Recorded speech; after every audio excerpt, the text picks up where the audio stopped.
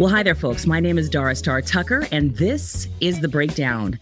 Thank you so much for tuning into The Breakdown here on KJLH, where we get together once a week and we talk about the issues that matter.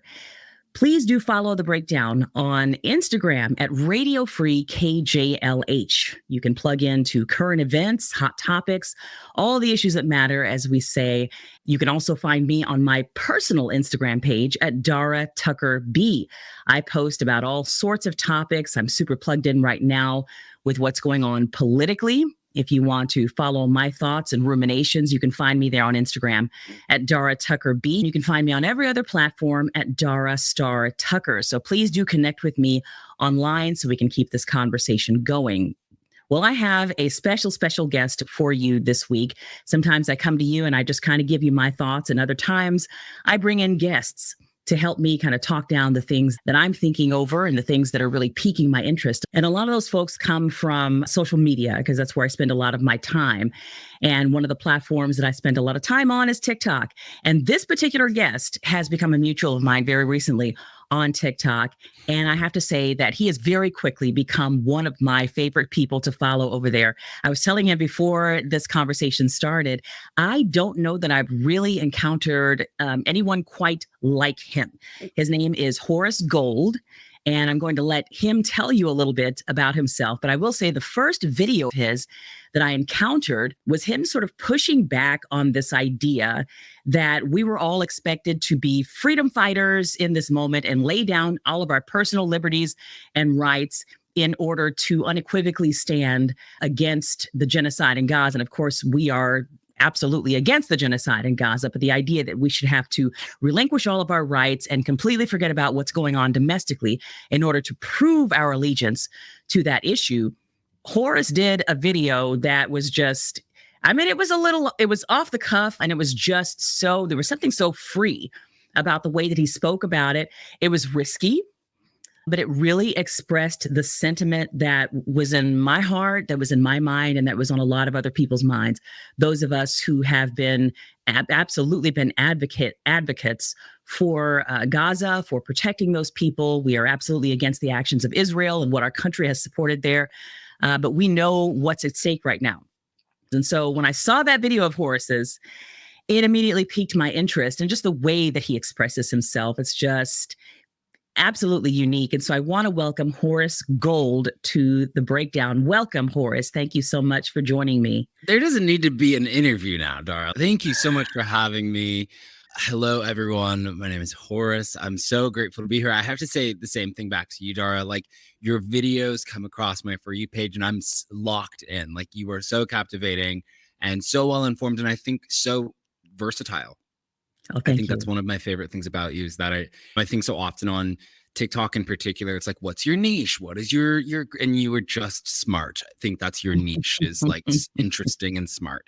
And so I really appreciate being here. Thank you for having me. I'm an actor, I'm a musician here in Los Angeles, but my worldview has impacted so much of where my politics lie and how I look at the world. I grew up homeschooled in a very conservative Christian home here in Los Angeles. And so I grew up in a very political space, right? But very conservative leaning political space. I was inundated with Rush Limbaugh and Larry Elder and Dr. Laura Schlesinger and John and Ken and Fox News and Bill O'Reilly and all of these very liberty patriot sort of, Republican leaning institutions. And so that was my upbringing. And when I was 19, frankly, I had a girl who I went to music school in Boston. I went to Berklee College of Music, which is a very predominantly Black institution. And I was kind of just saying all of that, like, Fox News stuff, not knowing what I was believing in. And this girl was like, baby, you don't know your history. And it kind of woke me up and broke me in, and it allowed me to see this world that I had been shielded from my Republican parents, again, who were homeschooling me. So they got to sort of cater, no shade, love my parents, but they educated me in a way that was sort of aligned with their political views. And so when I was able to see the world in my own, my views changed, but my foundation didn't. So it's offered me this nuance to be able to understand both sides, because I've been deeply ingratiated into both sides intimately. I'm a native to both spaces, if you will. And so that's what's really offered me the ability to exist in that middle ground and see the middle ground, and also understand that, like, pertaining to the video that you were talking about, I can't be of service if I don't have rights. It's very simple, right? And so it's just been an interesting landscape. I think we've become so polarized, frankly, because of Donald Trump. And now that I am this person who has existed again in both parties, I get to really see from a firsthand perspective the way that these two opposing sides can have things in common. We do have things in common with the other side, right? But also I can see where the differences are and how I feel, because I don't feel that I'm blindly aligned with either party. I think that there are certainly issues on the left and there are issues on the right. So I'm grateful to be here and to get into some of that middle ground with you. There's just so much about your background that is so similar to how I grew up. And that's another thing that sort of jumps out at me. And I will say, I have connections now because of the kind of work that I do. I've been privileged to be introduced to a lot of folks who are political strategists, they're commentators, politicians. I attended the DNC, as many of you may know. So I've had the opportunity, and I've had conversations with the White House's digital team and some other folks who are operating at very high levels. And they've said, hey, whoever you need access to, this politician or that one, or this strategist or that one, we can help you out, if you want to have them on. And I have made a conscious decision not to do that. And I prefer to talk to people that I have connected with in the online space, and partly because I'm so excited for the opportunity to get to talk to you all. You all are some of the smartest people. You're living the real life experience, which I think is so much more valuable to people than hearing from politician A or B or whatever who has an agenda that they really want to sell people. I don't know that that's of a whole lot of value. Talking to people like you who have lived life and you have come through a particular journey that's unique to you, that for me is so much more instructive and so much more useful to the everyday person than hearing from some big name politician.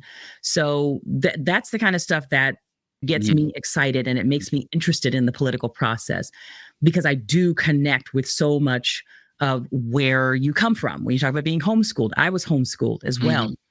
For several years of my childhood. It was a mix of Christian schools and homeschool. My father hated public schools. My parents were not overtly political, but I was in very conservative environments. I was in evangelical environments. I grew up Pentecostal holiness in my grandmother's church, and then my father came out of that church, and he was a music minister for evangelical, word of faith, charismatic churches. That's how I grew up. And so a lot of the rhetoric that I heard around politics and things like that, we were just immersed in that and surrounded by it. But because my parents were so kind of down home and came from where they came from, they never really were politically sophisticated enough to have invested in a lot of the things that it sounds like your parents were invested in. But one of the reasons that I really wanted to connect with you here and have a conversation with you is because of a stance. And I'm going to go ahead and play the video that I'm referencing right now. But it was a video that you did about maintaining your relationship with your conservative parents. I think that really in the TikTok space in particular, and I want my other purpose in having people like you on is that I want people to really understand just how influential and how important these social media and online spaces have become in terms of the conversations that are being had with younger generations, the millennials and Gen Z. And this is where you guys exist. And a lot of this divide that's happening right now, where we're kind of missing each other and don't know where the other is coming from, has a lot to do with where we're getting our information, where we're having conversations. And your generation is having these conversations online almost exclusively. So I want to play this video where you discuss how you have chosen to manage your relationship with your conservative MAGA parents. And then we'll be back to have a conversation with Horace Gold about that.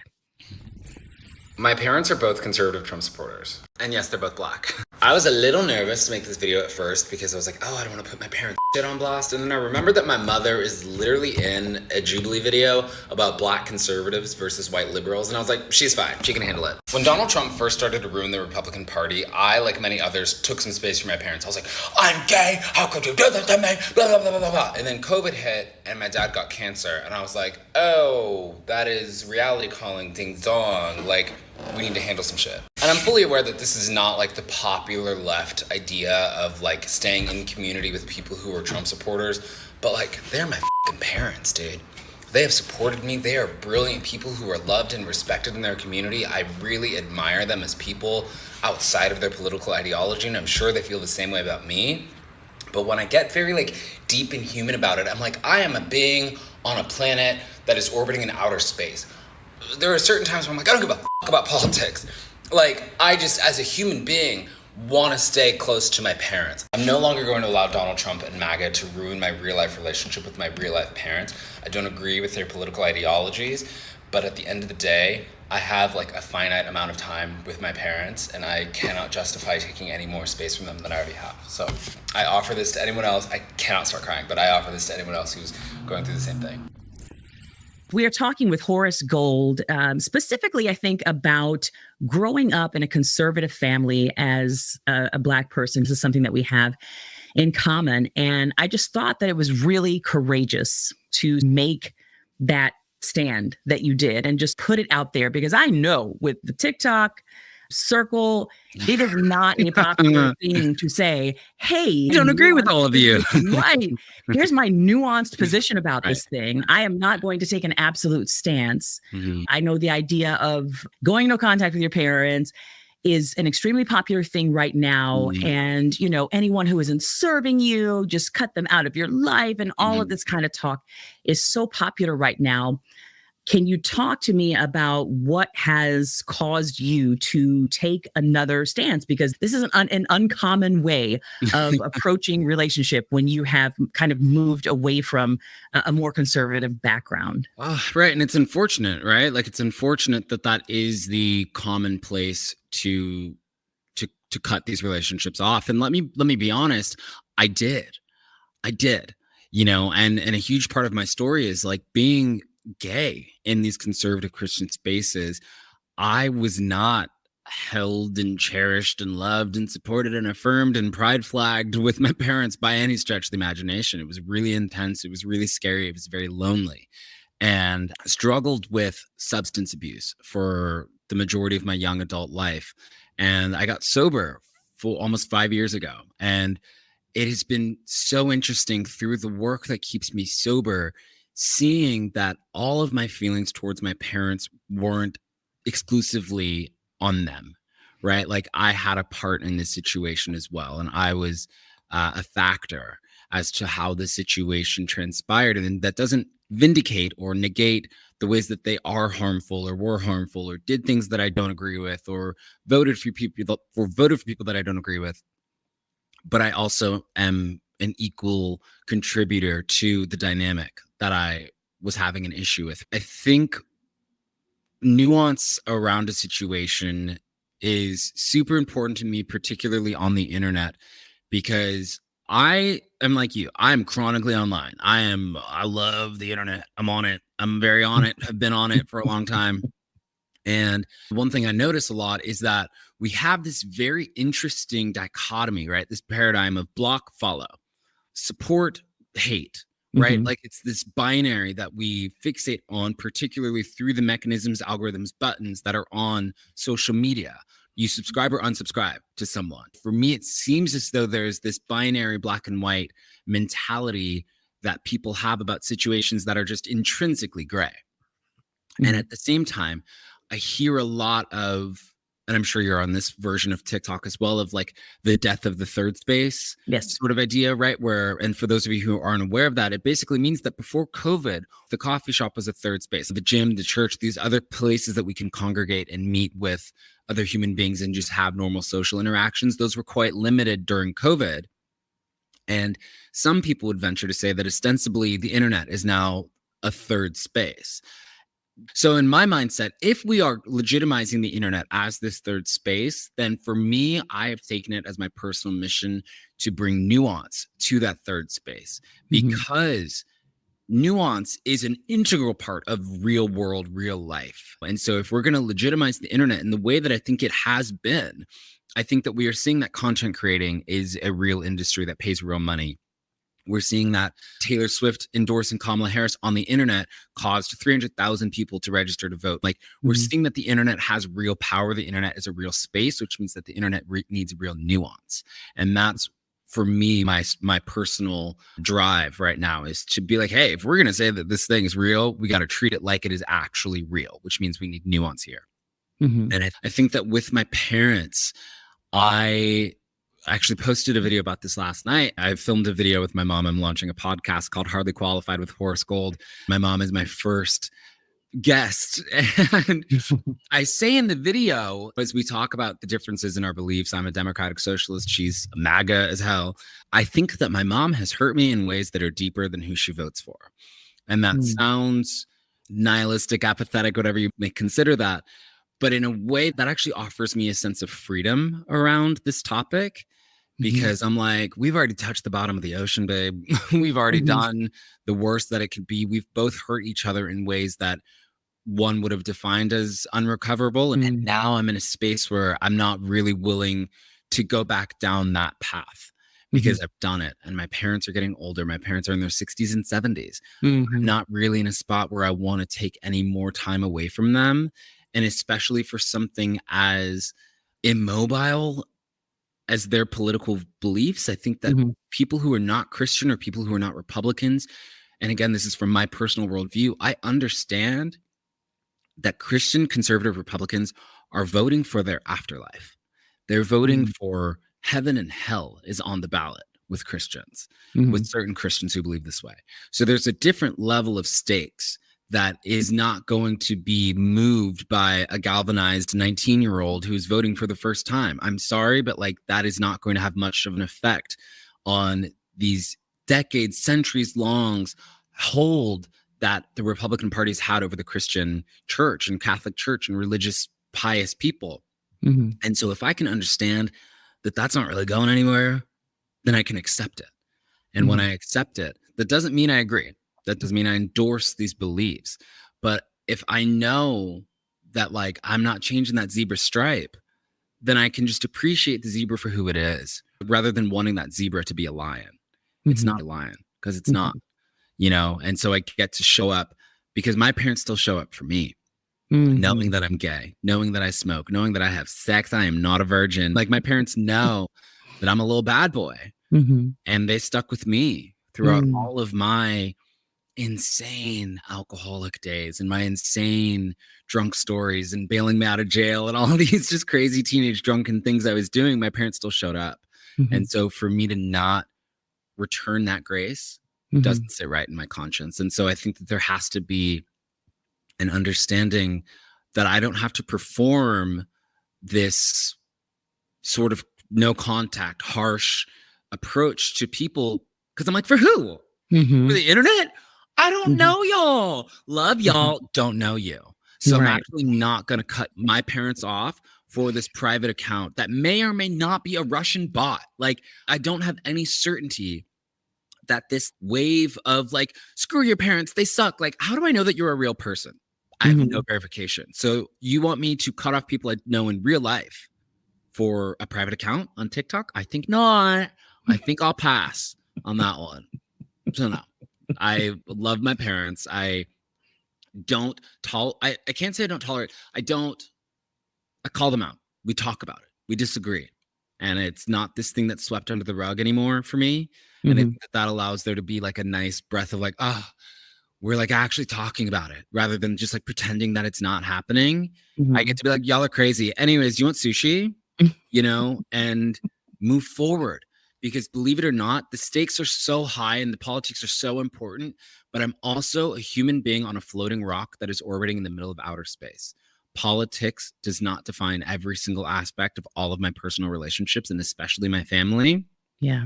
There is more to the human experience than who I vote for once every 4 years. One of the reasons that I wanted to reach out to you right away, and we connected very quickly. I think I reached out to you literally yesterday. I was like, let's do it. And was like, hey, we have to talk.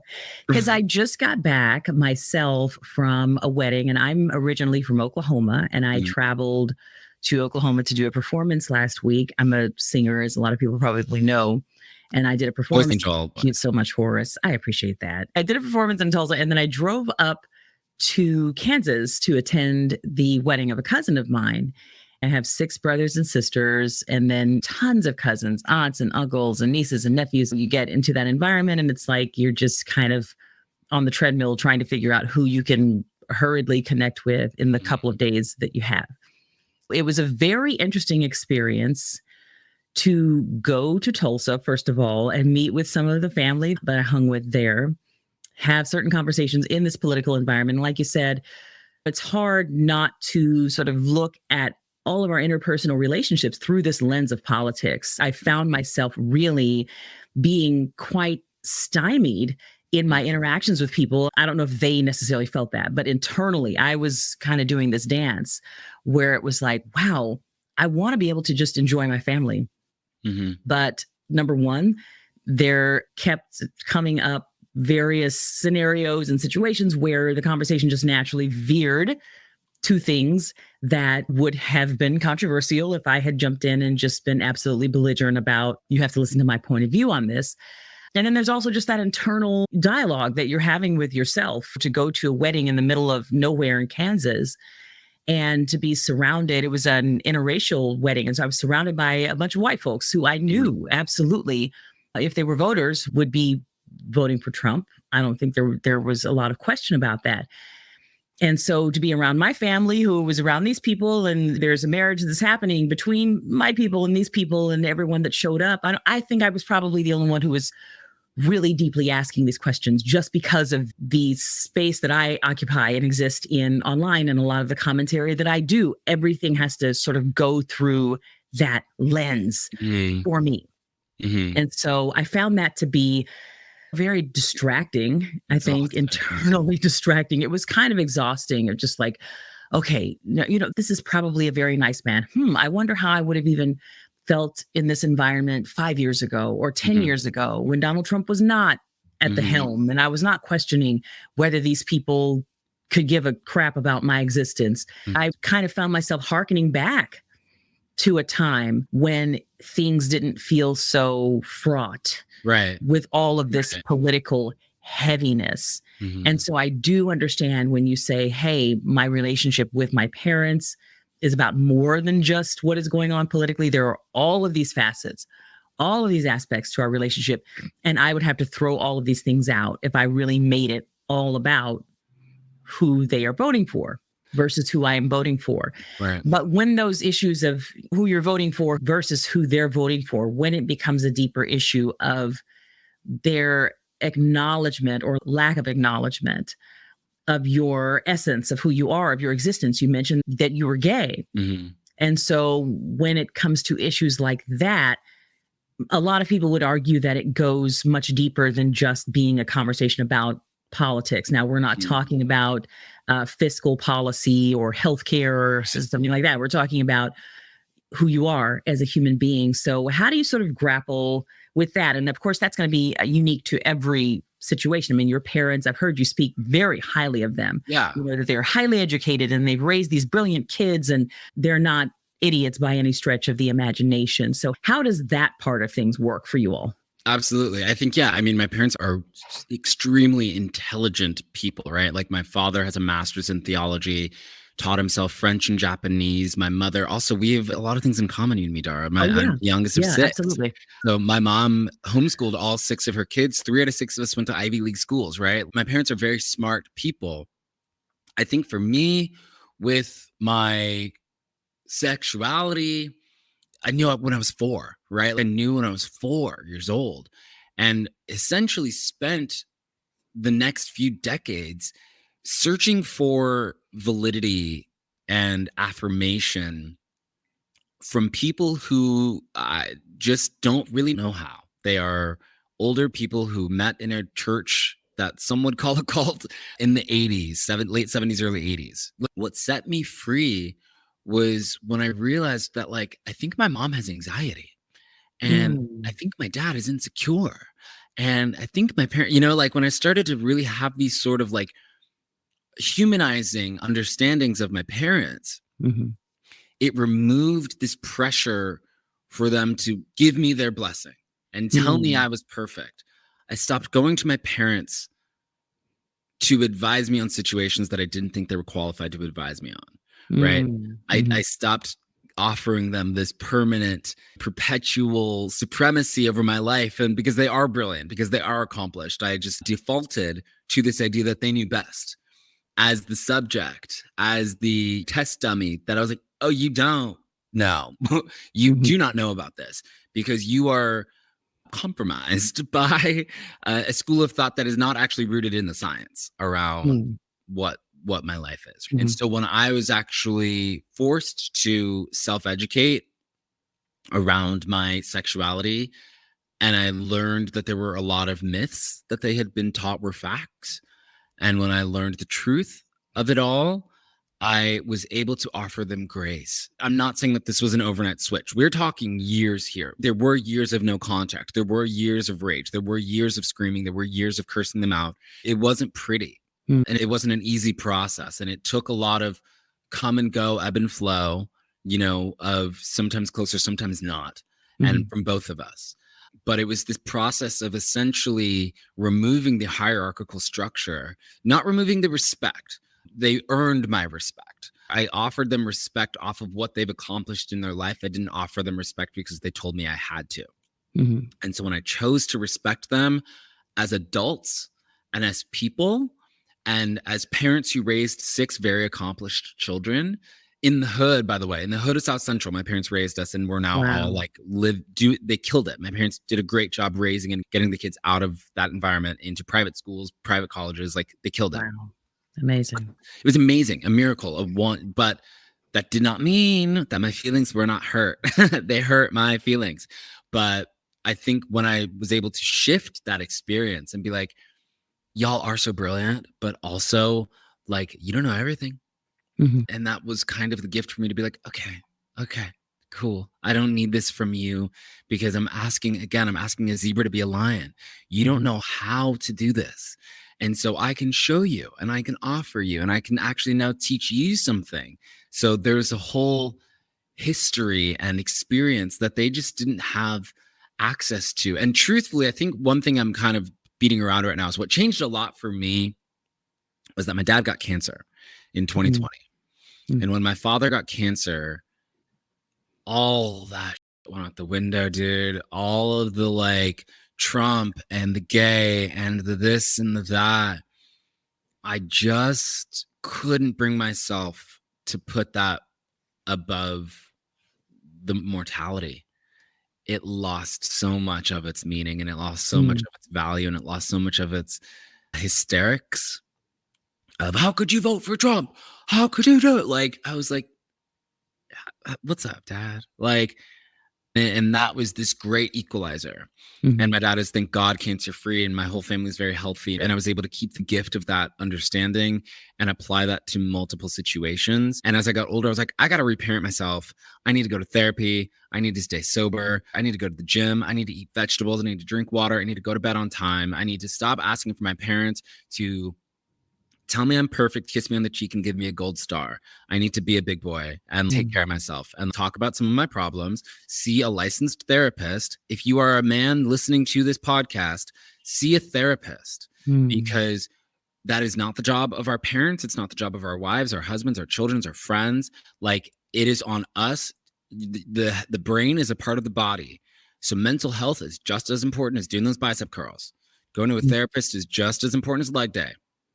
So for me, like, actually prioritizing my mental health stopped the process of me outsourcing that and having this like, big need of my parents did this, fix me.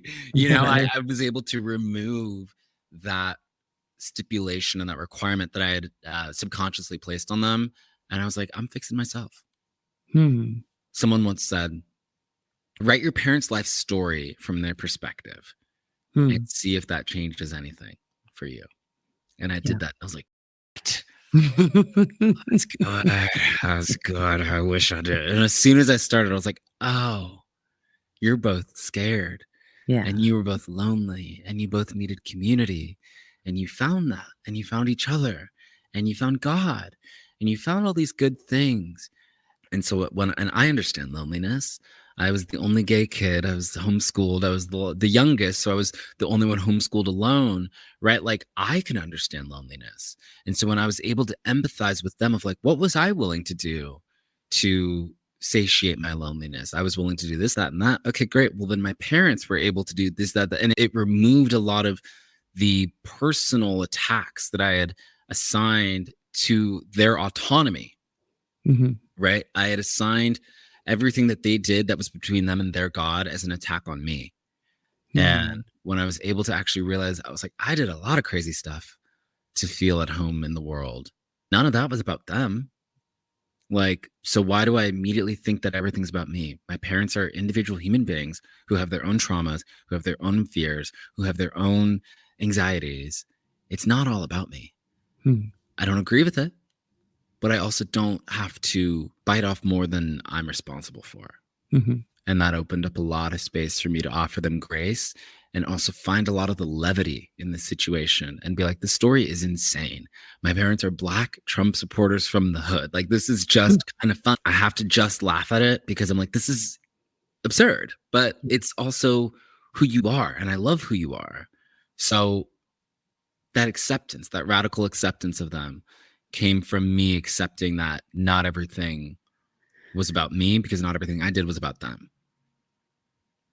I mean, that's just amazing. You just express yourself so well, first of all, and you find these nuanced places that I think a lot of people still have not found the permission to land in yet. I think because it's easy, right? Like, it's easy. That's the overarching messaging, especially in online spaces.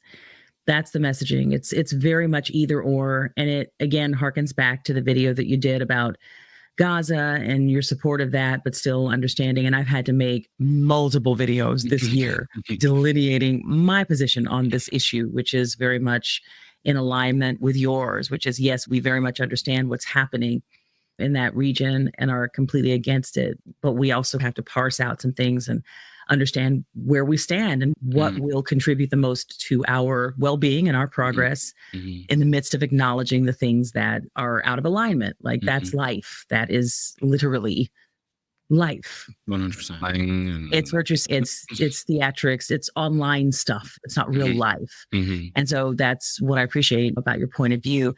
As you're speaking, I'm kind of reflecting, like I said, about this trip that I just made and having all these different scenarios that I was placed in, being around different conservative family members. My mother's family, pretty much that entire wing of my family, is Black conservatives. And I've had different people ask me, what is even a Black conservative? I don't understand how somebody can be Black and conservative. Like, well, I grew up with a lot of them. Yep. They exist. They're out there. And I will say this, kind of my little commentary on the issue, and then I have another question that I'd like to ask you about your situation specifically. But I think when it comes to Black conservatism, I think a lot of what tends to fuel that is, and of course, we use the term respectability politics a lot. I think with people from our parents' generation, from the generation before theirs, because it sounds like your parents would have been about the same age. Yeah, they're boomers. They would have been about the same age as my parents. Well, maybe a little bit younger. My parents passed away. I cannot believe it's been 10 years. I'm so sorry. But they both passed away in 2014, very prematurely. And I'll say, first of all, that you're being able to make this progression. And I even say this about the so-called deconstructing or deconstructed Christians and that movement, being able to make that progression that you have made with your parents still being here, with them still being with you, I think is remarkable. It's phenomenal. And it's something that, I definitely was making my progression with the deconstruction stuff. But in terms of being outspoken about it online, I don't know that I could have done that if my parents were still here. And I think them leaving the earth really was what sort of created that opening for me to be able to step back and start questioning where I stood and what parts of myself that I had been holding back and holding on to and not wanting to disappoint them, and things that I just never would have allowed myself to step out and question. And so I just find it remarkable when I encounter people like you who have gone through this journey. You are at least making the attempt to live into all of who you are, and the people whose respect and admiration and love and care that you probably have craved the most in life, they're still here. Mm-hmm. And they're still able to evaluate what Mm-hmm. you're doing with your life. And I didn't fully, so I want to kind of acknowledge that, first of all, Thank but you. just kudos to you for just kind of living out loud. And it sounds like you've had your own, very explosive journey through all of, your just being and To becoming. say the very least. So then I will say, I want to go back to the comment that I was attempting to make about Black conservatism in general. And I will say that there are a lot of, when people ask, like, what is a Black conservative and how do they become this way and how in the world? And you're saying they're from the hood and all of this, that adds another layer to it. But there's a lot of that so-called respectability politics there. My people are from Oklahoma. We come from the Creek Freedman tradition. And so it's, that's a group of people that not a lot of people don't necessarily have a very deep understanding of. But then when you say your parents are from the hood, well, a lot of people know what that is. They know what South Central is. And it's like, how do you become a conservative when you're living in South Central? But I think that respectability politics is huge in that for a lot of people, including my parents, the idea of declaring yourself or establishing yourself or signifying to the world that you want to live a life that is distinct from what would be the typical Black experience. And there's a lot of judgment that comes from the outside about what Black people are, what role we play, and all of this stuff. There's the reality, and then there's the way that people judge us. There's what's on the 6 o'clock news. There's what's on Fox News, and the perception that a lot of folks who are not in the Black community have about what Black people are all about. So what I pick up from a lot of Black conservatives is that there's this embarrassment. And there is this shame, I want to say, and this need to distance yourself from that perception that a lot of folks in mainstream America, that perception that they have about who Black people are and what we are about. You all are troublesome, you're violent, you're overly sexualized, you're wanting handouts, you're unmotivated, you're lazy, all of these stereotypes that are thrown out there in our face. And if you don't have a lot of interaction with other kinds of Black folks, then that may be your overarching perception of who we are. And so I notice, at least with family members of mine who have veered towards conservatism and the world that I grew up in, it was everywhere. With Black people in particular, there is that need to distance yourself from that perception. No, we're not that. And we're not the troublemakers. There's also that element of we're not demanding this and demanding that. We're going to show you that we are as good as anyone. We are as accomplished as anyone. We are as smart. We are as bright. We have the abilities that anyone else does, and we can pull ourselves up by our bootstraps and make it just like anyone else. And it's this perception that you are less than, you are not able. That is the thing that has kept Black people down. This is in the minds of a lot of Black conservatives. Your perception or your leaders or the civil rights movement telling you that you are downtrodden and you are not capable, they are the reason that you have not progressed to the point that you should have by now. So is that, in your experience, a lot of what has animated or motivated your family's attachment to conservatism? I mean, you are telling my life story right now. Okay. Black exceptionalism, the, N-words are like crabs in a barrel type of mentality. Don't stay too close because as soon as you go up, the rest of them will pull you back down. That was what I heard growing up. Black people are victims. Black people, it is so much of that. And to be completely honest, I was so affected by that. Yes. I was so As was I. affected by that. And I was scared of Black people. I didn't trust Black people. I didn't have Black friends. I still have a lot of white friends to this day. It affected my sexuality. I dated a lot of white men for a long time. It really deeply tainted me. That and I'll call it what it is. It's anti-Blackness. It's anti-Black. And I am so grateful that I have done the work to see past a lot of that poison. It's changed how I bond with other Black men. I think I was afraid and just kind of assumed that other Black men would sort of like judge me or hate me, or that I was going to be like too whitewashed or too gay or like too blah, blah, blah, like talk like a white girl. What? Okay, we're going to move on. How do I talk like a white girl? I do talk like a white girl sometimes, but that's okay. That's a part of who I am. That's my essence. Okay. So it really affected a lot of how I voted, how I saw the world. And I hold grace for my parents. And I think my parents have also evolved from that. Like my dad is now, I don't know the full Greek name, but he's a Q, the purple one. Yeah. He's in that now, you know, and like my mom is like involved. Like I think they've also changed over the years and have sort of been like, we like Black people too. It really changed, but I didn't get that messaging as a young boy. Yeah. I truly think that for me in my particular story, that juxtaposed with looking outside and seeing the hood and seeing the gangsters and seeing that sort of like confirmation of like, yeah, you really shouldn't be like these people. They really are dangerous in Section 8 and having babies so they can get more welfare. Like all of that, like it was this really awful like lab and lecture. Inside my house is Fox News. Outside is everything they're talking about. Wow. Right? So I didn't have the ability to really disprove it because I was like, they're right. Like I'm seeing it myself.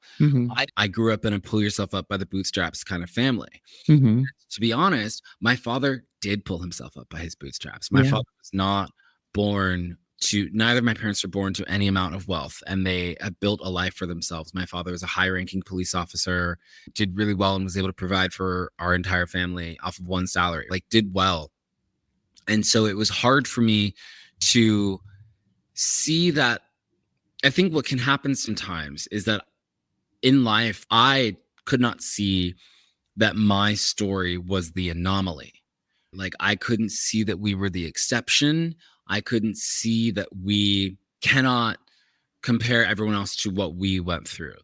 And like we were miracles. So the miracle is not normal, right? And so when I'm looking at other people, I had to learn via education and reading and watching news articles and engaging with people. And really, honestly, I'm so grateful for the internet. I was able to learn that I was like, oh, there are like systems. There are actual things that happen to Black people. And it's actually amazing that you're from Oklahoma. I didn't learn about the Tulsa massacre until I was into my 20s, where I was like, oh, that was where Black people were. We were doing it. We were doing it. And then they murdered us. Like that affected like Black Wall Street I was like blown away by like how, and to be completely honest here, white people broke my heart. I was taught that Black people were, and white people were like really good, really, really cool people. And then when I learned that, I was like, oh, y'all are like generations deep evil. That was a huge reckoning for me, where I was like, whoa, who do I trust? Yeah. Because I'm socialized in these white spaces. I know how to like go out to dinner and which knife to pull and what to do in these bougie millionaire spaces because I went to private school, right? Like, I know those spaces, but I'm not a millionaire. I don't fit in there. But also I've been like sort of, my well has been poisoned around Black people. So I don't know that I'm socialized in a way that, like, I famously cannot do like a Black accent. Like I can do like Cockney or like Australian or like anything else. You ask me to do like a Black accent for like an audition, can't do it. It's just out of my tongue. And it's this thing where I'm like, I don't feel Black enough sometimes. It's this weird like Republican biracial struggle where I'm like, I'm Black, but am I Black enough? Like Blackness is not a monolith. And that's why I think it's so important to speak on this, because hearing from you and the other people who've reached out on the internet, like it is important for those of us who were socialized in suburbs or white spaces or conservative spaces or whatever it may be, to be like, hey, this is another version of Blackness that is just as beautiful and that is deserves just as much empathy. Because for so long I didn't see other Black people like me, that I was like, well, I just guess I have to stay with the white people. Like, I didn't know. And it's like, no, I get to really speak and hopefully serve as a lighthouse for those of us who grew up with conflicting or difficult or mentally confusing upbringings, and being able to be like, hey, I can hold space for the past and offer grace to my parents for the ways in which they were not perfect. I'm not going to sit here and sanitize the way that I was hurt and affected. But also, I don't think that living in resentment towards that is a necessarily empowering position to take. I have so many different lives inside of this one man's body, and I get to go out and actually like share that with people now. Like, that's just a gift. I have to look at that as a gift. Otherwise, I'm like, I can't get apathetic with these types of things, because I'm like, that doesn't bring me anything. I get to give this away, and I get to be of service to other people. Like, you wouldn't believe the amount of Instagram and DMs that I'm getting of like white people, black people, queer people, straight people, all over the spectrum, of being like, hey, I grew up very similarly to you, whether it be black or queer in these spaces. Like, there is a really wide net of people who have grown up in a way that is somewhat similar to the way you and I both did, with obviously a couple details here and there. So for me, it makes a lot of that pain worth it when I understand that it wasn't all about me. And but I was actually the perfect person for this to happen to, so that I could then share my experience with other people and share my which is why I try not to shy away from it. Yeah, I was whitewashed. Yeah, I grew up in a Republican home and voted for Mitt Romney when I was 18 because I didn't know. And so I get to really take away the shame of it. And really just offer the grace, not only to myself, but again to my parents, who I don't think they went out with the intention to plant anti-Blackness and self-loathing and self-hate, Right. and insecurity. Right. That wasn't their intention. Right. They were trying to protect me in this tenuous environment, right?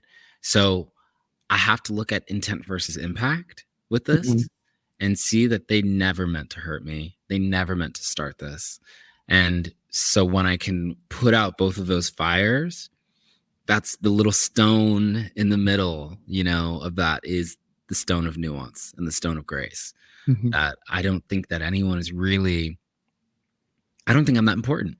I don't think I'm that important that anyone is spending their entire life being like, how are we gonna over Horace? Like, I don't think that's anyone's life goal. I truly don't believe that.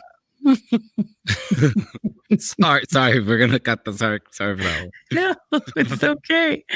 No, it's so important to hear from voices like yours, and I have to remind myself that my voice is important and it's necessary too. I think the other dynamic at play here, and I've done videos about this. I have a video that's pinned to, at least it's pinned to my Instagram reels, where I talk about this, just being that, I call it the intoxication of white approval, being that Black voice that's there, knowing that you have this sort of special relationship with white people. You have this ability to ingratiate them and to be accepted by them. And you feel like it's a little bit of a superpower, and it's something that distinguishes you from just the typical Black folks. And so you tend to use that to your advantage until you realize, as Francesca Ramey says, the leopards will eat your face after a point. Really love her. I love her. Yes.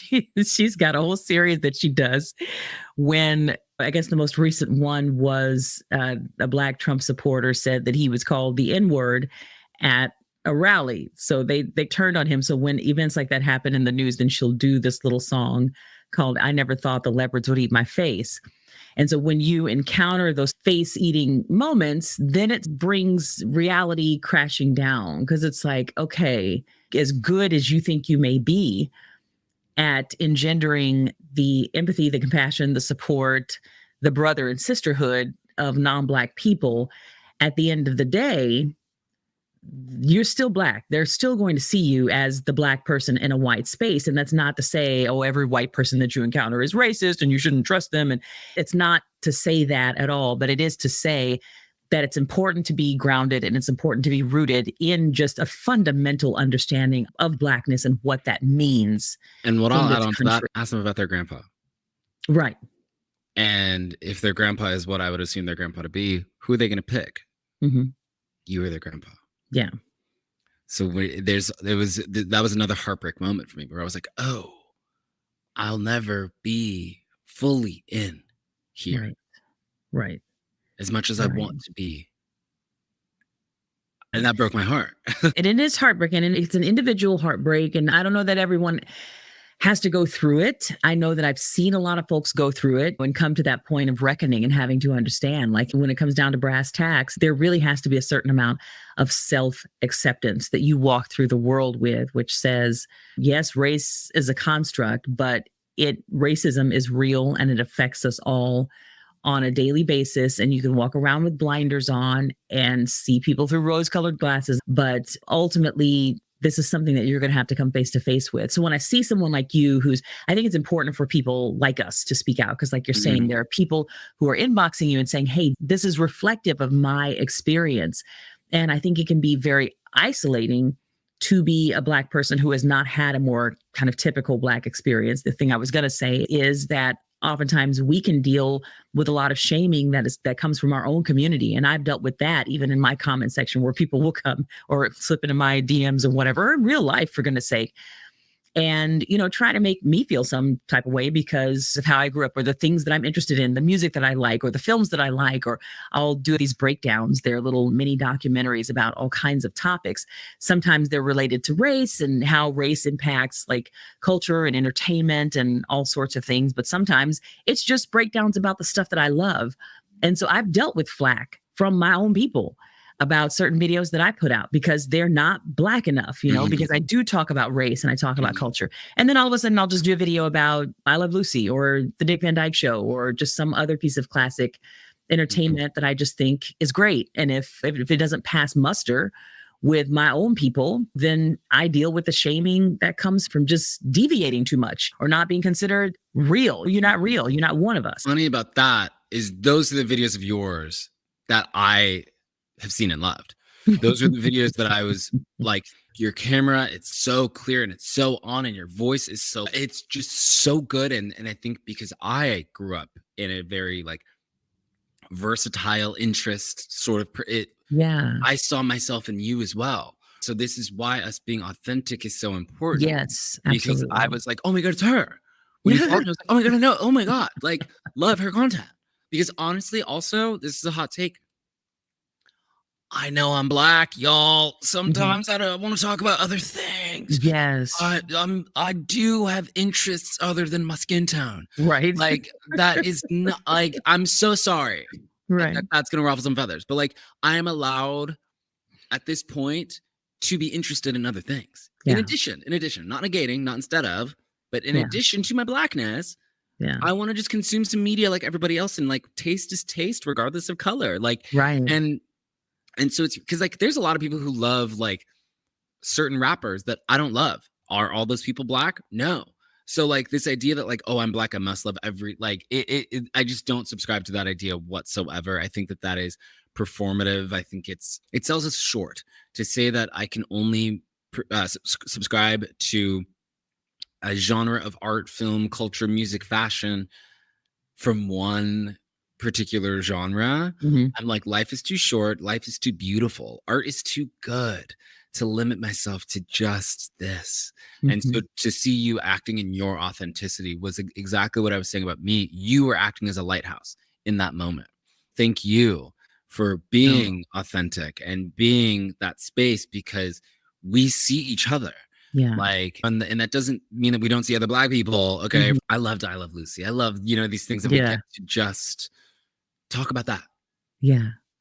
Yeah. And I think that's part of the freedom that the generations that have come before us, that's part of the freedom that they were fighting for. It's part of what King was talking about when he said he had a dream that eventually, not that we would suddenly become this colorblind society where color just didn't matter, but that we would have the freedom to just express all of who we are as human beings without it always having to be housed and contextualized around our Blackness. There are experiences in life, many experiences in life that are contextualized through the lens of Blackness. But there are certain experiences in our lives that we just want to be human beings, and we want it to be okay to just love the things that we love, experience life as we experience it.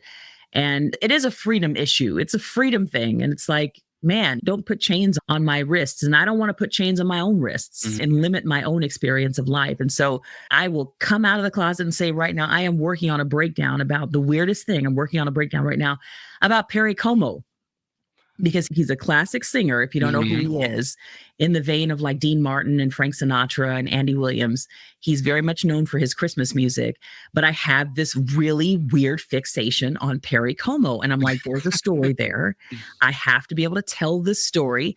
And of course, when I start investigating, then I start running into some stuff around race that is making me very uncomfortable. So as a Black person, it's never a straightforward thing to just tell a story or experience something that you love, because eventually, especially if you're talking about going back into the classic stuff that I love, you're going to get smacked across the face with something to do with race. But that's a part of why I love to do what I do, is that me being young and my parents just sort of allowing me to explore the things that I explored. I was always kind of going back to the 40s, the 50s, the 60s, and, grabbing this entertainment from eras gone by.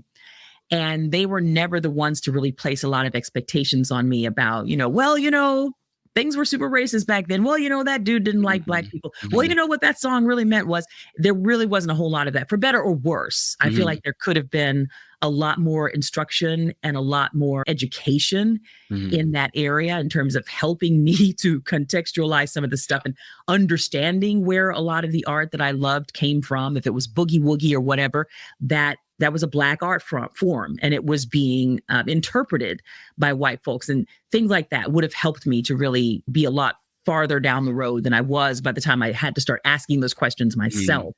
But they allowed me to experience a lot of that stuff and just the purity of what it was for me. And so now being able to go back from an educational standpoint and an informational standpoint, do some storytelling around this classic music and film and television, but then introducing and understanding that there were complexities and layers beneath that of how race and culture impacted those things. That's a really interesting space for me. So yeah, it's one of the reasons that I do. And you do it very, very well. Well, I appreciate that, Horace. And I appreciate your voice. What I want to know is, I really hate the word journey, and I think it's overused, really, but has your journey through all that you've been through, and I really haven't deeply asked you about a whole lot of your biography, but you've alluded to some things. But has this journey that you have taken and your parents' ability to observe this journey, has it shifted their perspective in any way? Because you've obviously gone through your complete 180 perspective shifting moment. You mentioned going to Berkeley and how that really shifted and moved and changed you. And has their observance of your experience, have you noticed a shift in them and where they're coming from because of you? And I haven't asked you about your brothers and sisters or anything like that, but just because of your experience, have you seen a shift in them? I mean, absolutely. I think that they have seen so many iterations of my life. And I think for them to see that I made it out of that really scary time and confusing time for everyone, because I really was like a wild child. I was a crazy little kid, and it was touch and go, and it got really dark, and then it got better, and then I went away. I got sober when I was right at the beginning of 2020. And so that was also as the Trump stuff was, COVID, all that stuff was really at its peak. And I just was like kind of done with everything, and I needed to go away. And so that was really when my no contact time really came up. I didn't talk to them for a long time. And so then the next time I reached out was to make an amends and to apologize for how I'd behaved. And I think that it is one of those ideas of where they were able to believe me and believe that I had changed and grown with time. And as they saw that I got and stayed sober, and that I cleaned up my life and I quit music and started acting, and they were able to see that this child who'd been this brilliant musician meets super alcoholic child, that version of me was gone, and that this more composed, grounded, funny, just present person was emerging. and was responsible and was becoming successful. And they were able to realize that that a lot of that pain had turned into wisdom for me. These are their words, not mine. I'll never say I'm wise, but I'm not. They were able to really see that I changed. And so when they saw my change, it allowed them to change. And I think we're now able to have these conversations where the veil can drop a little bit more. I absolutely think that the way that I say my parents have hurt me in ways deeper than who they vote for is the same way where I think that my parents have been scared for me in ways that weren't just about me being gay. I think I really scared them with my past life. And so I think when they were able to notice like that real 180 that you're talking about, they were able to loosen up and be like, okay, like our son is just an adult. And I think because my parents and I had such a contentious relationship when I was living in their house as a teenager, a lot of that stereotypical relationship, I might have said this already, but the typical dynamic of parent and child really dissipated. And so a lot of that was able to drop, and a lot of that sort of structure was able to just drop. And we were able to just be together and just be family members and friends. And so that's been the biggest change now, living truthfully and being like, hey, I'm going to cuss. You're my mom from the Bronx. You taught me how to fucking cuss.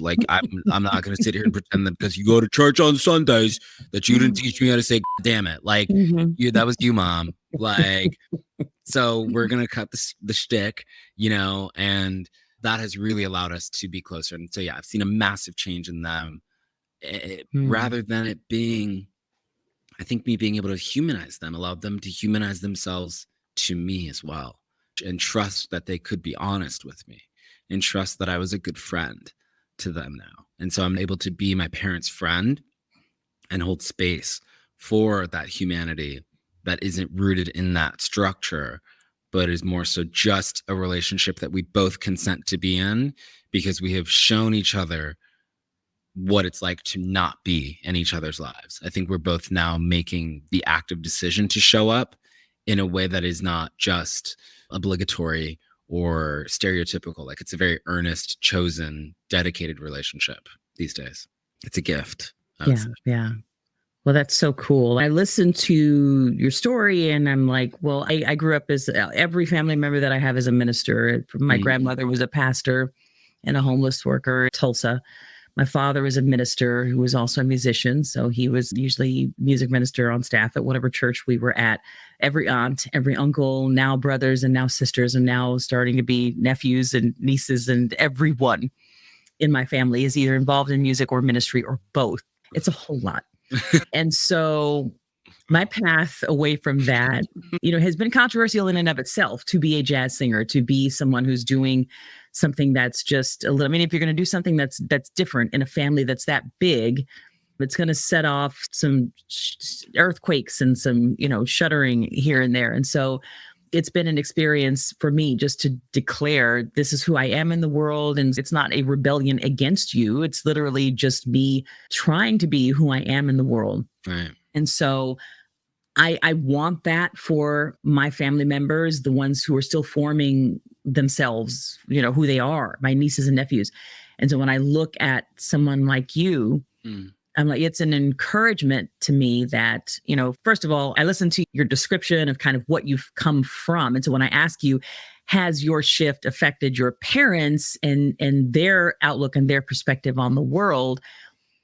I guess the way I'm hearing you respond is, well, so much of it was steeped in difficulty and hardship. There's alcoholism, there's actual rebellion, there's all of this other stuff that's weighing it down.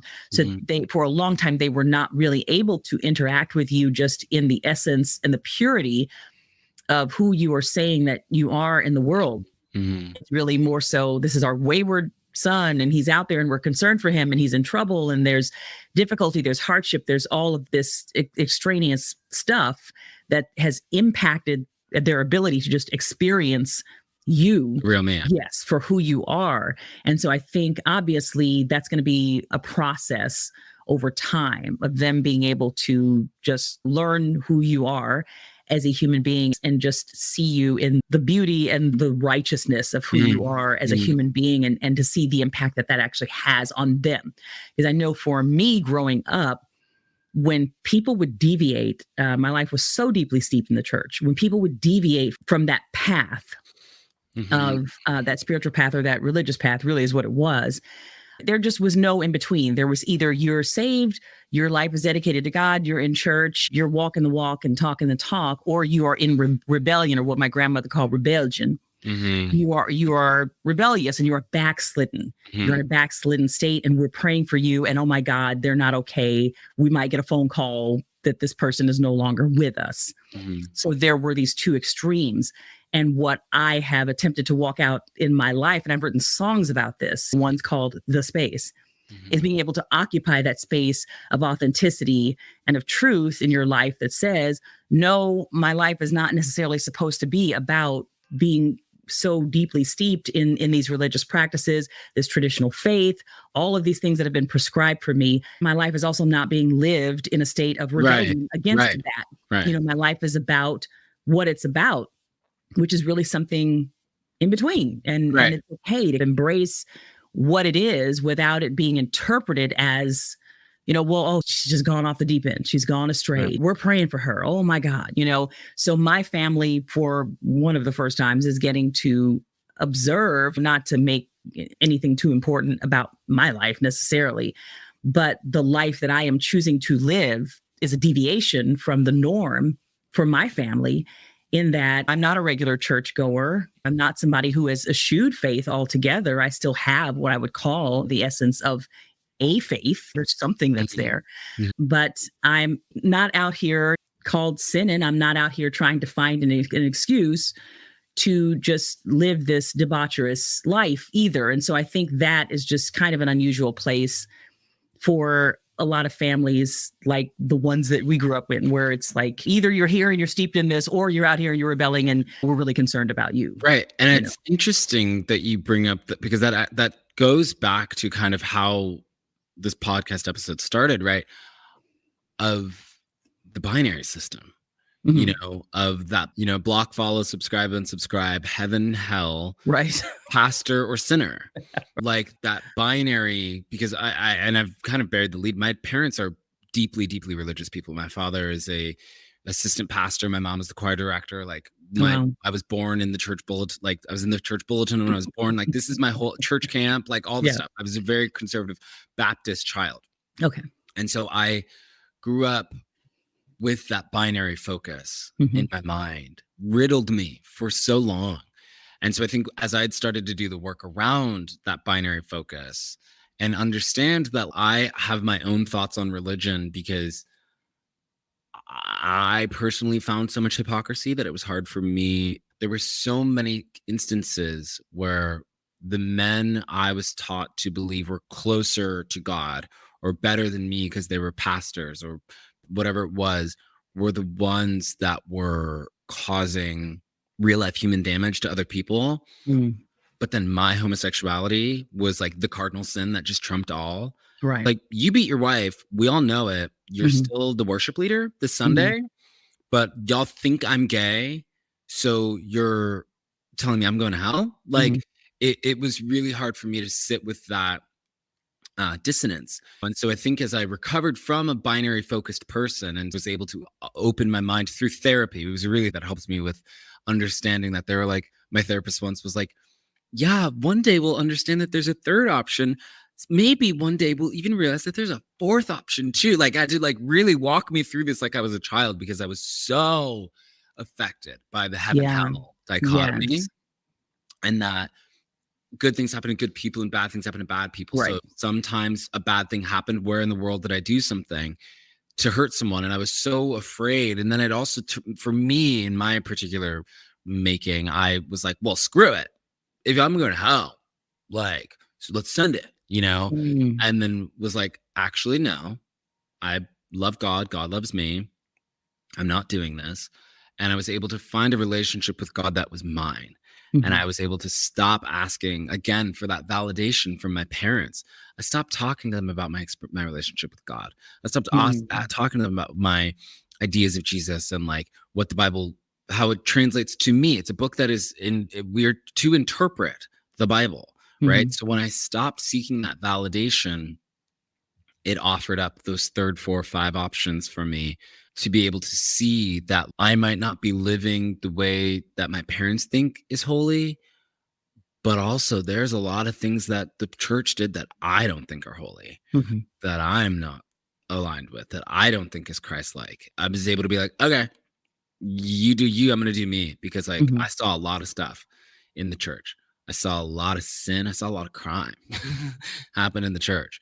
And I was able to be like, okay, never mind. It's like, I stopped caring what they think, because I know that with my relationship with my God, I'm chilling. I'm good. And that's a really good place to be. And that allows me to feel that nuance that I think people are seeing on the internet. That's because I'm getting that from God. God is like, hey, it's not just heaven, hell. It's not just bad or good. Sometimes it's life.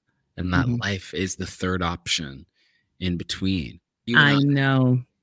It's crazy. And that's just the wonderful thing about social media is without these platforms, in what context would we have encountered each other? And even if we did, we might not have even known that we had so many things in common and not have been able to slip into a very easy conversation about these kinds of things. But it's just so cool that for that reason, I hope TikTok does stick around, because it's like, it's been this transformative space where it's like, wow, other people are also experiencing these things. And they're so good at articulating what they're experiencing as well. And like, I thought that thought, but I didn't know how to put words to that. And so that's a joyous thing to be able to witness, especially younger generations than me.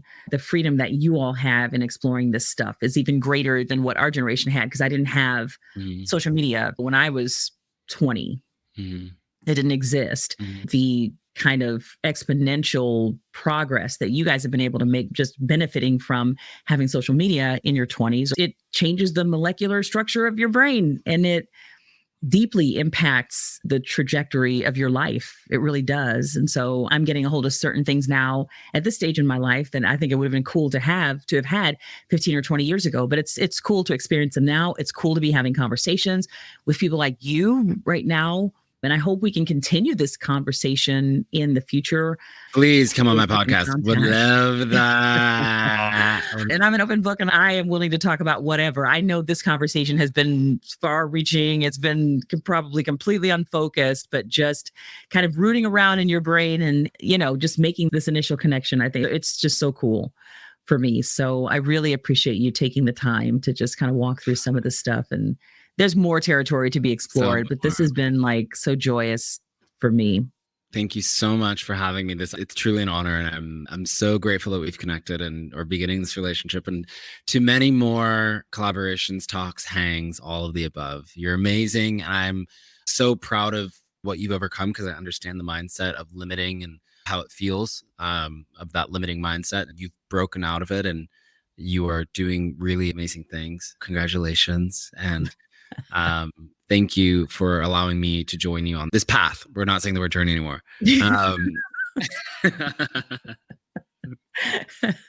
If you say journey, you just have to say it in a sing-song way.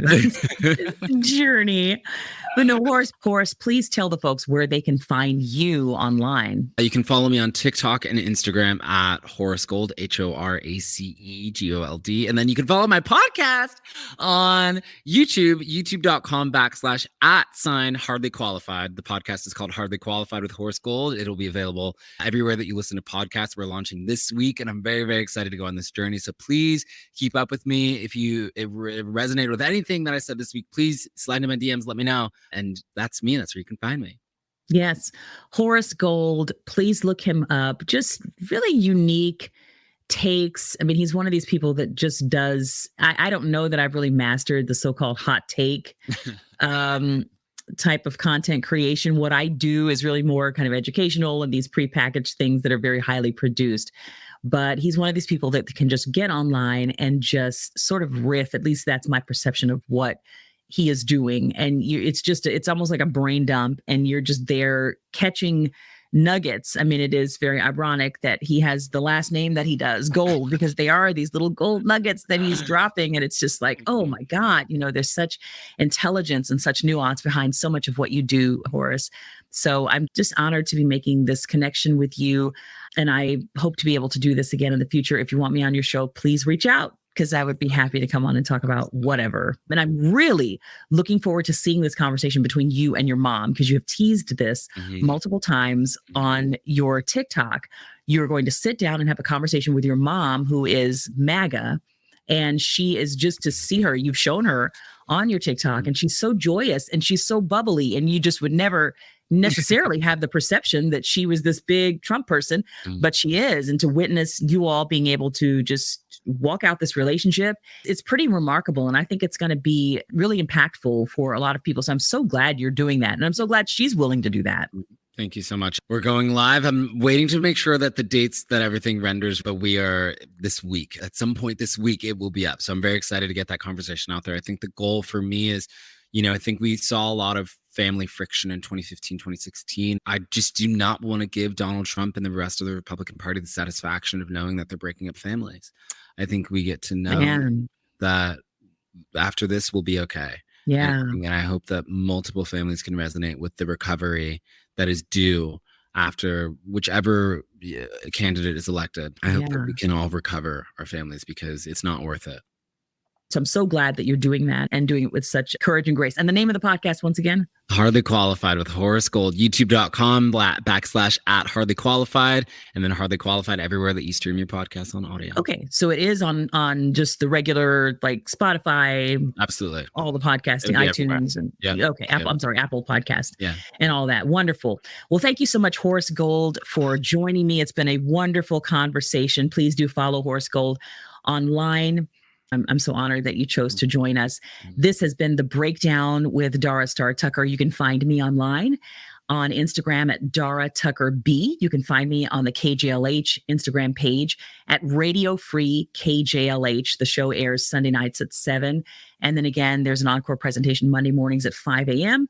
And we put a longer form version of this conversation on my YouTube channel. You can find that at youtube.com/Dara Star Tucker. If you want to see Horace, you want to watch this conversation play out, and you want to see an extended version of it, you can go to my YouTube channel at Dara Star Tucker and see that. So I want to thank you all for joining me. We will see you next week, where we will again talk about the issues that matter. You all take care of each other. And until then, let's learn to shout.